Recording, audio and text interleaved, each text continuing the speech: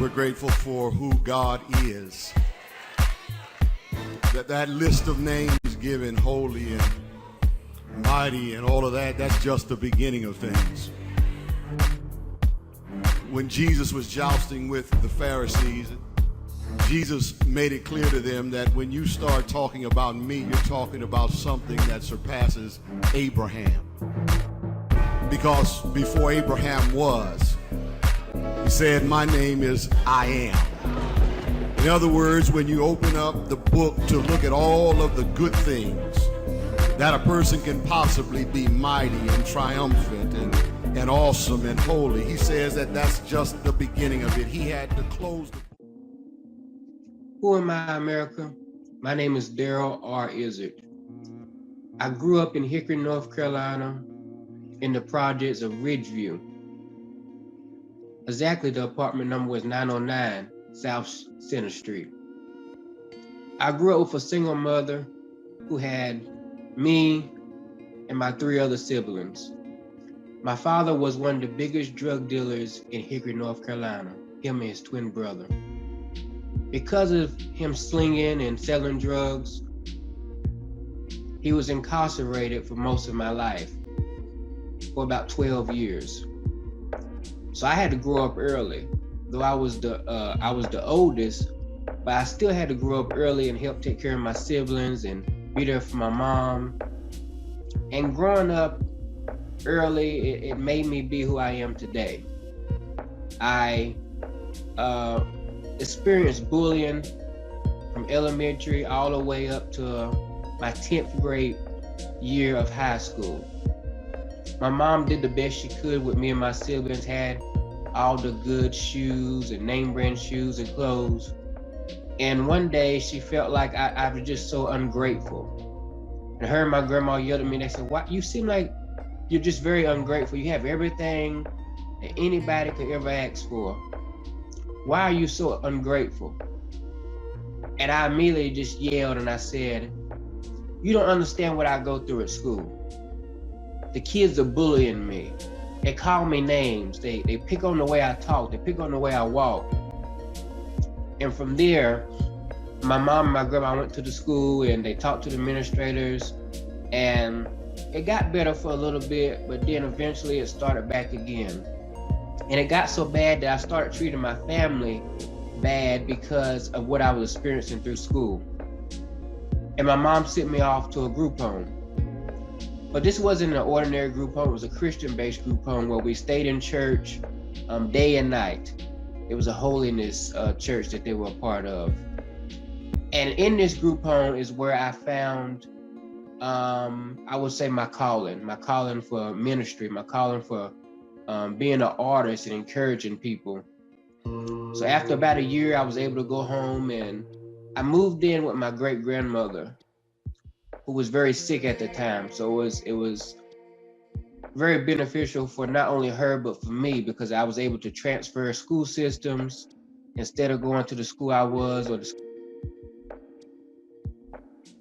So after about a year of being in the group home, I returned home and I moved in with my great grandmother, who was very sick at the time.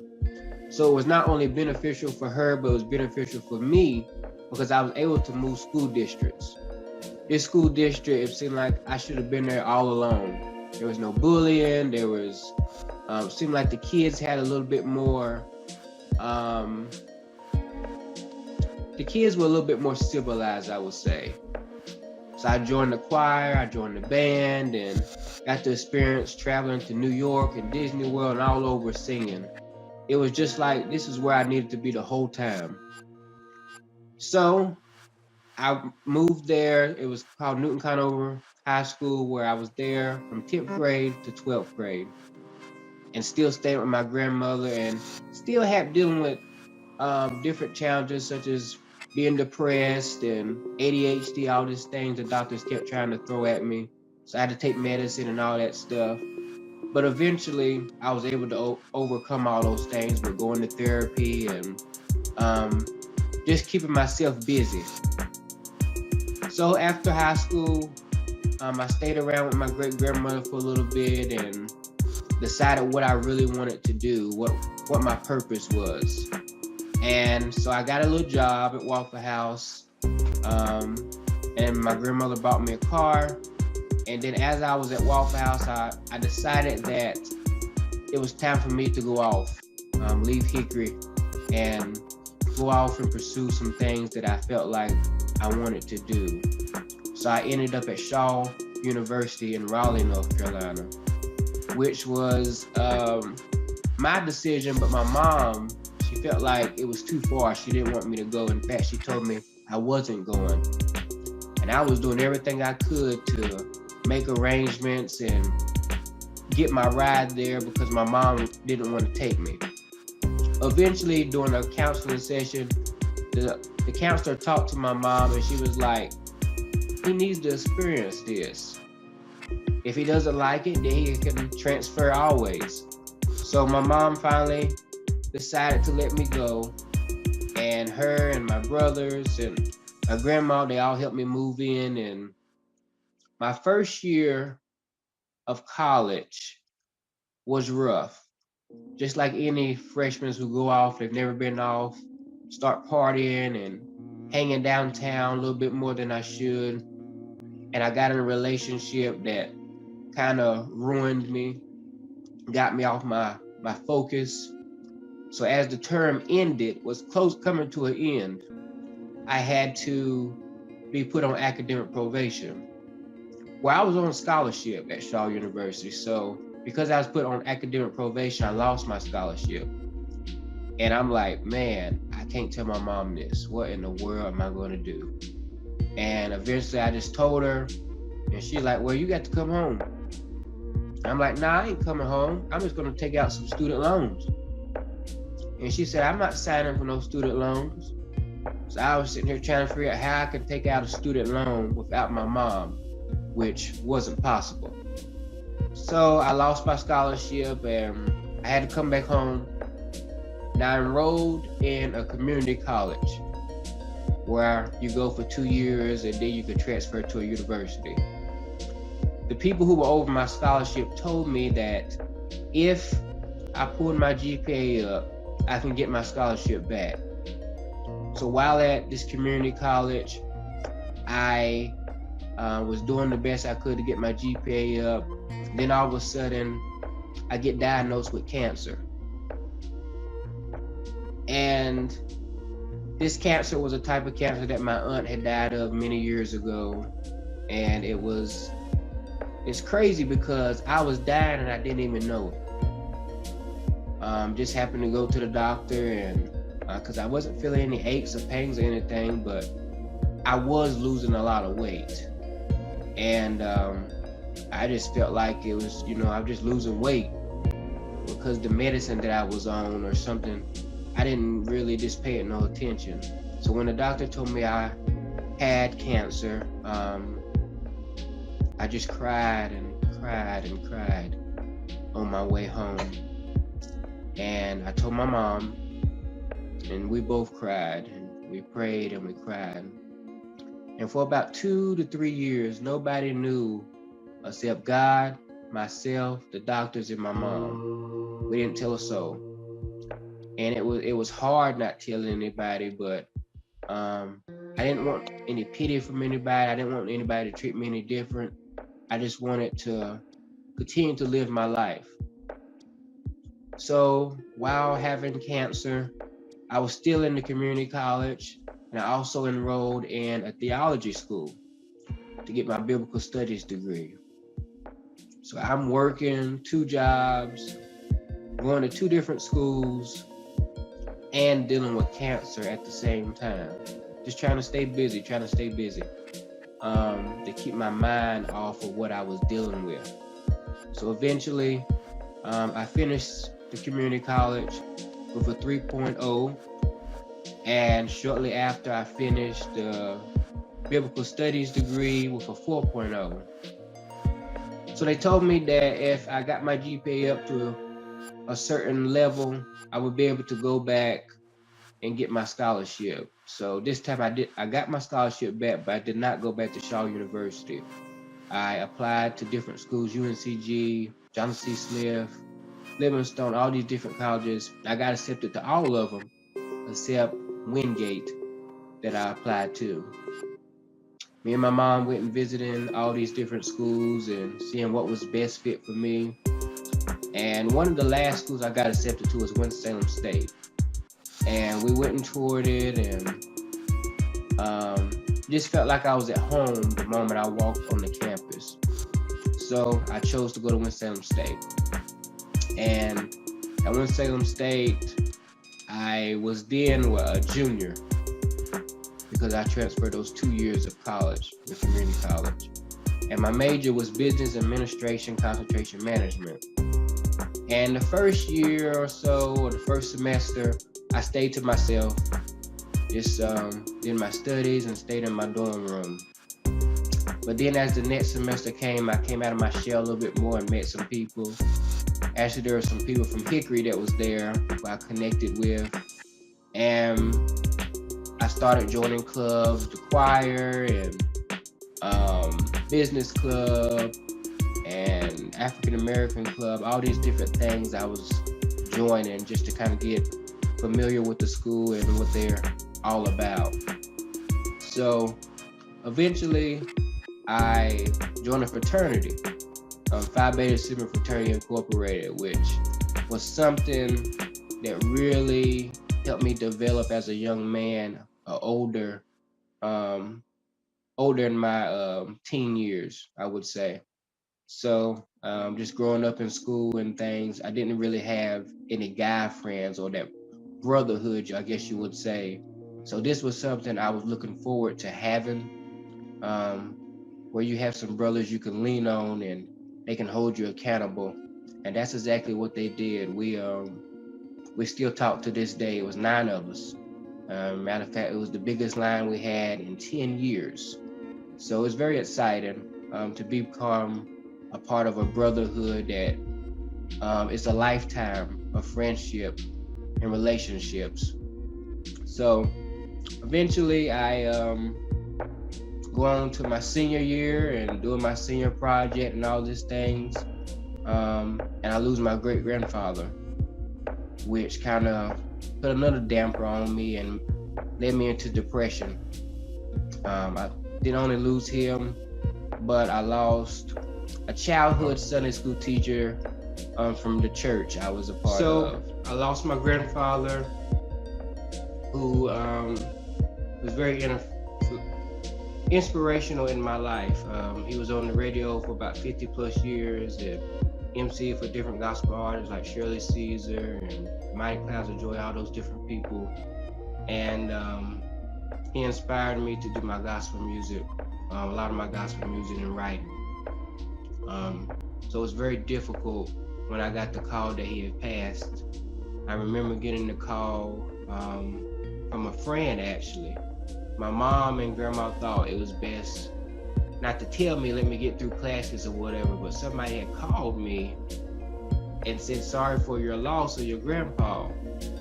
And I immediately just started screaming and yelling and just going off. Called my mom and I said, what is this? I'm hearing that Papa is dead. And I just yelled and yelled and yelled. I screamed and cried. I remember a friend coming up the steps and giving me a hug and just trying to comfort me. So that led me into depression. I stayed in my dorm room probably for the next 2 weeks, not going to classes. And my grades went down, but eventually I was able to talk to my counselor, who I hadn't talked to since I've been in school, and it helped me get a little bit, I guess, get some comfort in knowing that my grandpa wouldn't want me to just stop going to classes. He would want me to continue on and finish the course.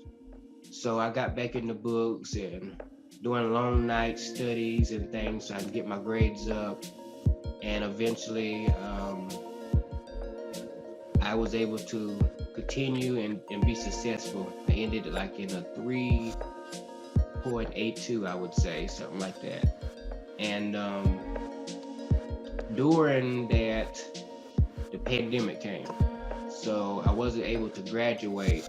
I lost my job and had to stay home and do all these things online. So it was very difficult for us who graduated during the pandemic or were supposed to graduate.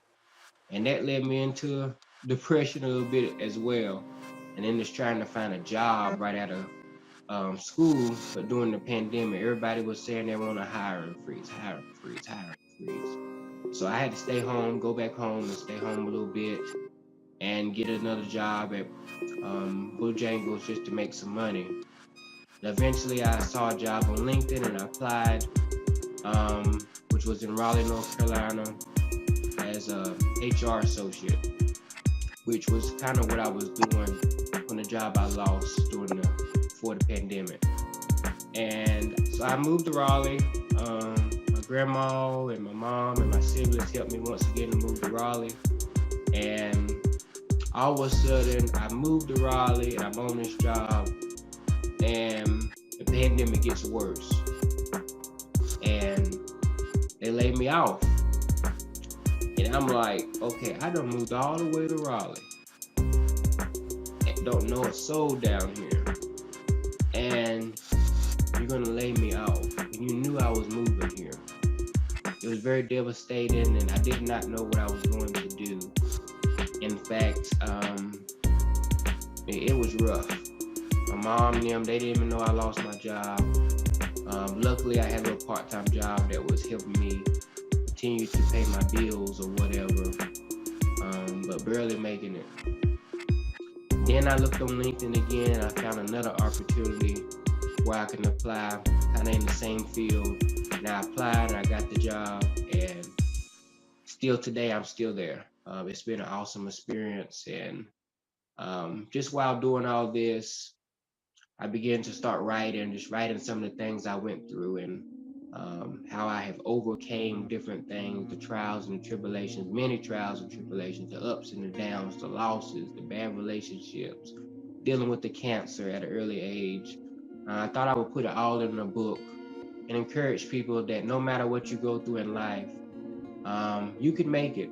You can make it on top. God's grace will see you through. So all that is in this book that I wrote entitled Overcoming Opposition, and just basically just trying to encourage people to keep on keeping on no matter what. Because life is hard. Life is real hard, and people my age or younger, they're dealing with different things that our parents or our grandparents dealt with. It's very, I would say, it's some rougher stuff than what they dealt with. So it's easy to fall off balance and get unfocused, but we got to stay the course no matter what. So I'm hoping that when somebody reads this book, Overcome Opposition, that it will help them to get back on course and stay focused. And also that goes along with my new music single, Don't Give Up on God. Basically saying the same thing, don't give up no matter what you're going through, because God won't give up on you. It's both of these things came during a very difficult path in my life, because I lost my great-grandmother last year. So just putting a lot of tears and sweat and everything that I've been dealing with for the loss of her is in this book and in this song, Don't Give Up on God. My grandmother was my heart. I always tell my people I loved my mom, but my great-grandmother was truly my heart. So it's been very difficult navigating this life without her. But because of God's grace and the abilities He gave me to write, I thank God for that, just being able to write and put my thoughts down on paper or in music, and it's been helping me get through. I still have my bad days, but the music and the writing has really helped me get through. Yeah. So who am I, America? I'm Darrell R. IZARD, a recording artist, an author, a minister, motivational speaker, and it hasn't been easy. I had to go through some things, but as I said in my trial sermon, you have to go through a process to get to where you're trying to go in life. And my process was difficult. I had to go through a lot of ups and downs, but in the end, I think it's worth it. Even all the losses and all the gains and all the bad relationships, even the cancer, it was all a part of my process. So I could get to my purpose, to my destiny. So I encourage you, no matter what you're going through, to go through your process. No matter what it feels like, no matter what it looks like, no matter what those say about you, go through your process so you can reach your destiny. You can get my book, Overcoming Opposition, on Amazon, Barnes & Noble, any place where you get your book. And you can get my music on all digital platforms. Don't Give Up on God, Darrell R. Izard. And you can go to my website for booking or even prayer requests, or to see my schedule of what I may be doing at www.darrell, DARRELL, Izard, IZARD.com. And no matter what you do, just keep your head up and never give up.